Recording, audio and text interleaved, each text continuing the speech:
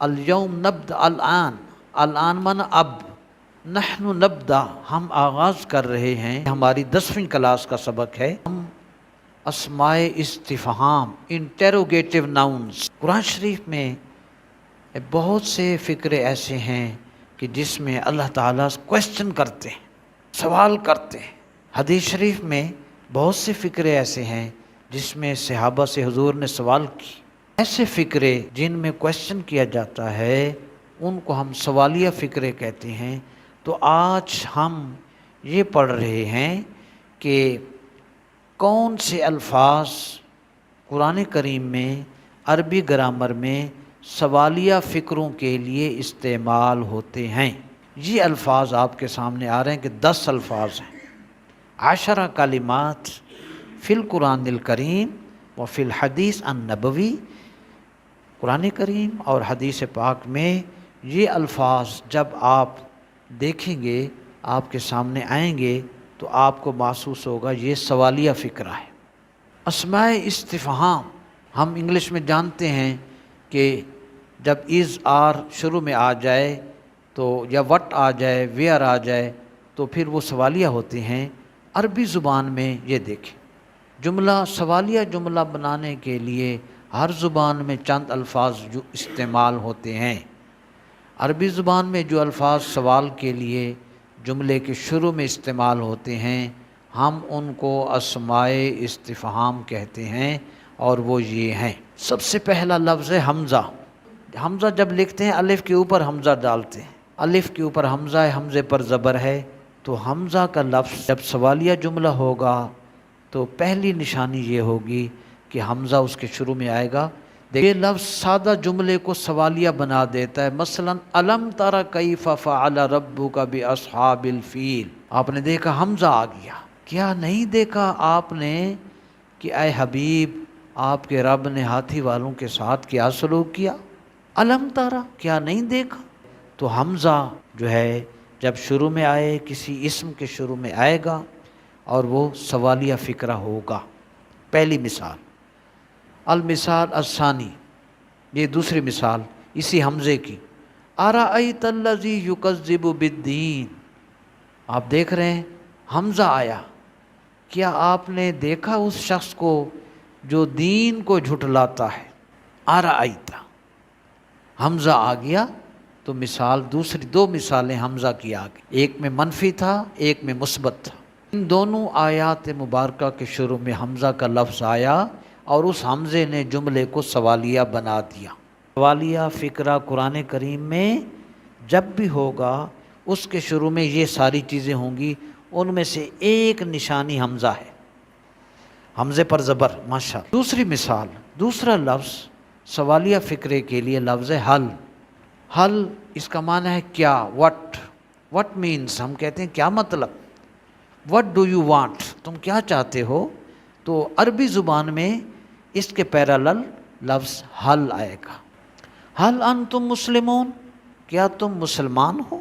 حل انت طالب، کیا تم طالب علم ہو؟ حل، تو یہ دوسری مثال تھی۔ تیسری، من ہو، یہ انسانوں کے لیے استعمال ہوتا ہے، جاندار کے لیے۔ من ھذا الطفل، یہ لڑکا کون ہے؟ من کی وجہ سے یہ فقرہ سوالیہ بن گیا۔ تیسرا، ما، کیا، یہ ہم نے آپ کو کل بھی بتایا تھا کہ میم الف ما، کیا، ٹھیک ہے جی۔ تو ما ھذا، مثال، یہ کیا ہے؟ ماذا تفعلوا، کیا کر رہے ہو تم؟ کبھی ما آئے گا، کبھی اس کے ساتھ ماذا آ جائے گا۔ ما، کیا، یہ بے جان چیزوں کے لیے استعمال ہوتا ہے۔ ما ھذا، یہ کیا ہے۔ نمبر 5، المثال الخامس، ماذا، کیا، اس میں 2 لفظ ہیں، ما اور ذا، ٹھیک ہے جی۔ ما سوال کے لیے اور ذا اس میں اشارہ ہے، دونوں کو ملا کے ماذا، ماذا۔ ہم آپ سے پوچھ رہے ہیں ماذا تفعلوا، ماذا تقرؤ، آپ کیا پڑھ رہے ہیں؟ فی ھذا الوقت، اس ٹائم، ماذا تقرؤ، آپ کیا پڑھ رہے ہیں؟ تو ماذا سوال کے لیے، ما بھی سوال کے لیے، کبھی وہ آئے گا کبھی یہ آئے گا، فی القرآن الکریم اور فی الحدیث النبوی۔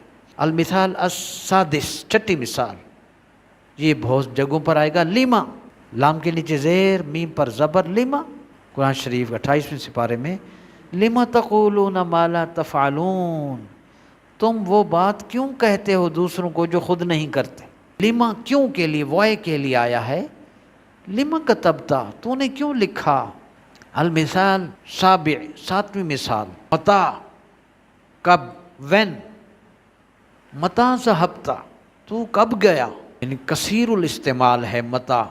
المثال الثامن، جی 8ویں مثال، ایانا، کب، جیسے ایانا یوم العید، عید کا دن کب آئے گا. بہت کم استعمال، مگر استعمال ضرور ہوتا ہے. اور قرآن مجید میں کافر کہا کرتے ایانا یوم القیامہ، قیامت کا دن کب آئے گا.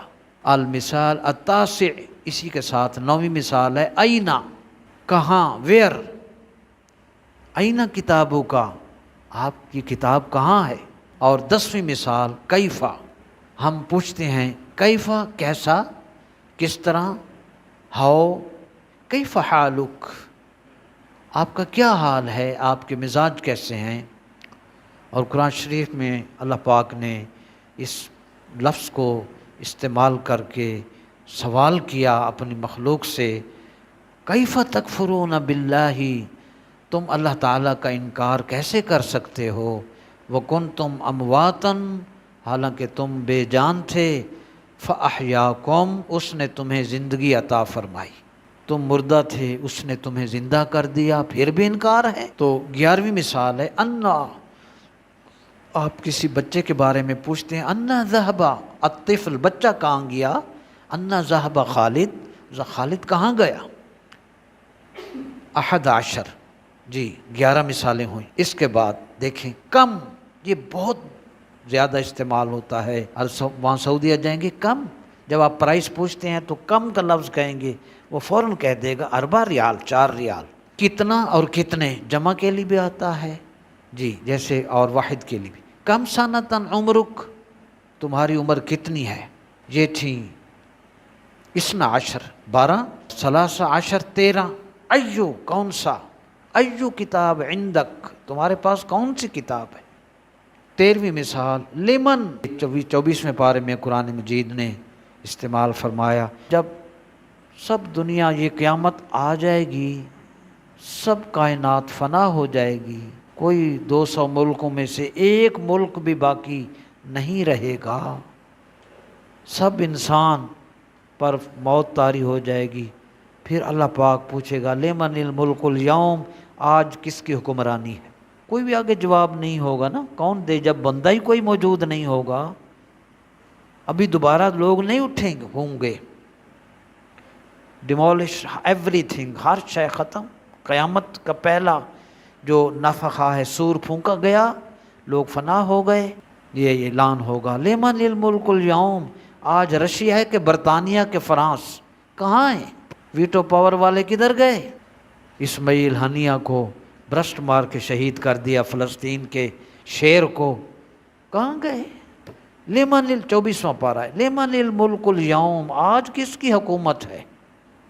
کوئی آگے جواب دینے والا نہیں ہوگا، اللہ کی طرف سے خود ہی جواب آئے گا. للہ الواحد القہار، اس اللہ تعالیٰ ہی کی حکومت ہے جو سب سے زیادہ طاقت والا ہے اور ایک ہے.